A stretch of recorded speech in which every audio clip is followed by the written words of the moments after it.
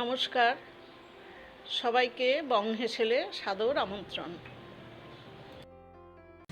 আজ আমি মৌসম্বির জুস তৈরি করেছি। এই জুস যে কতটা শরীরের জন্য প্রয়োজনীয় সেটা আর বলে শেষ করা যাবে না। এখন এই গরমে প্রতিদিন যদি আমরা এই জুস খেতে পারি তাহলে শরীরের সমস্ত ক্লান্তি দূর হয়ে যাবে। একদম বাচ্চা জন্মানোর পরে দেখবেন প্রথম ফলের রসে কিন্তু এই মৌসম্বি দেয়া হয়। এইভাবে যদি আমরা বাচ্চার থেকেই পুরোটাই আমরা প্রতিদিন এই জুস খেতে পারি, অন্তত একটা করে লেবুর রস, তাহলে আমাদের সব রোগ থেকে মুক্তি হয়। প্রতিদিন না খেতে পারলেও অল্টারনেট ডেতে, মানে একদিন বাদে একদিন আমরা খেয়ে নেব, অথবা সপ্তাহে 2 দিন তো খুবই দরকার খাওয়ার।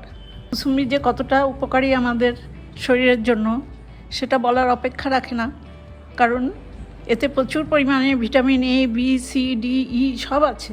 এমনকি অ্যান্টিঅক্সিডেন্ট গুণসম্পন্ন এই লেবু, ফাইবারযুক্ত বলে পেটের যে কোনো অসুবিধাই এই লেবু খেলে সেরে যায়। আমাশা বা কোষ্ঠকাঠিন্য বা বমি বমি ভাব সব কিছুই সারে। শুধু তাই নয়, রক্ত চলাচলেও সাহায্য করে, চোখ, চুল, স্কিন, হার্ট সব কিছু ভালো রাখে, এমনকি হাড়েরও যত্ন নেয়। এক কথায় বলা যায় এই মৌসুমির রস আমাদের প্রচণ্ড পরিমাণে ইমিউনিটি পাওয়ার বাড়িয়ে দেয়, অর্থাৎ যে কোনো রোগই আমরা প্রতিরোধ করতে পারি। এভাবে বাচ্চাদের বা বড়দের সবাইকে জুস তৈরি করে খাওয়ান। খুব সহজেই এই জুস তৈরি করা যায়, প্রত্যেকেই আমরা করে থাকি। তবু আমি আমার নিজের মতো করে যেভাবে করেছি সেই পদ্ধতিটাই আমি আপনাদের কাছে শেয়ার করব।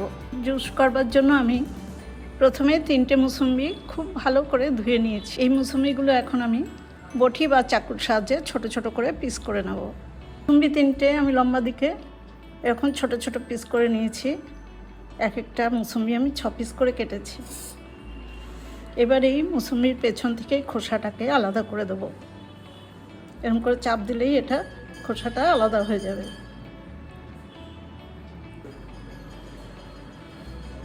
দেখুন, এরকম করে পেছন থেকে একটু চাপ দিলেই এই খোসাটা আলাদা হয়ে যাবে। এটা ফেলে দেবো। আপনাদের একটা কথা বলি, এরকম কাটার পরে একদম ছোট বাচ্চা বা বয়স্ক ছাড়া বাকিরা সবাই এরকম মুখে দিয়ে খাবেন। এগুলো এইভাবে খেতেই বেশি ভালো লাগবে। এখন আমি সব কটার থেকে খোসাটা ছাড়িয়ে নেব, কারণ জুস করতে আমি মিক্সি ইউজ করব। এই দেখো,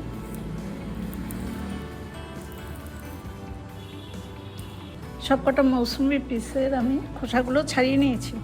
এই খোসাগুলো দেখুন। আর লেবুটা কাটার সময়ই আমি এর মধ্যে যা বীজ ছিল সেই বীজগুলো ফেলে দিয়েছি। আর আমি এগুলো মিক্সিতে দিয়ে জুসটা তৈরি করব। আর মিক্সিতে একসাথে অনেকক্ষণ ঘোরাবো না, হালকা হালকাভাবে একটু একটু করে ঘোরাবো।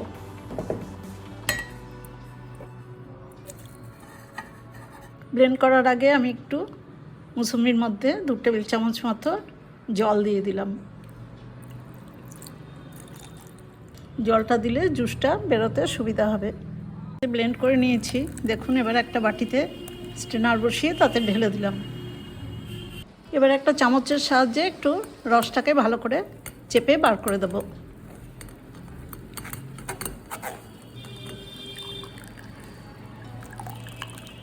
সবটা রস দেখুন বার করে নিয়েছি। এবার এই ছিবড়েটা আমি ফেলে দেব। এবার জুসটা সার্ভ করবার জন্য একটা গ্লাসে ঢেলে দেব। জুসটা ঢেলে দিয়েছি। এবার এই জুসটা একটু টেস্টি করবার জন্য আমি 2 চামচ সুগার পাউডার দেব। এই সুগার ডাস্টটা আমি নিজেই মিক্সিতে গুঁড়ো করে নিয়েছি। খুব সামান্য 1 পিঞ্চ আমি বিট লবণ দিলাম।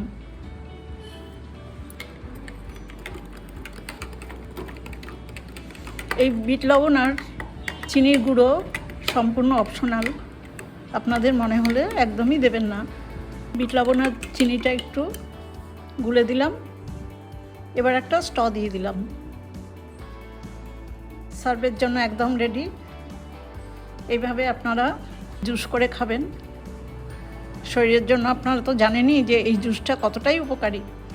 আমার মৌসম্বির জুস তৈরির রেসিপিটা দেখে আপনাদের যদি ভালো লাগে তাহলে আমার ছোট্ট চ্যানেলটাকে সাবস্ক্রাইব করে আমার পাশে থাকবেন, বেল আইকনটাও প্রেস করে দেবেন, লাইক করবেন, শেয়ার করবেন আর কমেন্টস করে জানাবেন কেমন হলো। সবাই খুব ভালো থাকবেন, সুস্থ থাকবেন। ধন্যবাদ।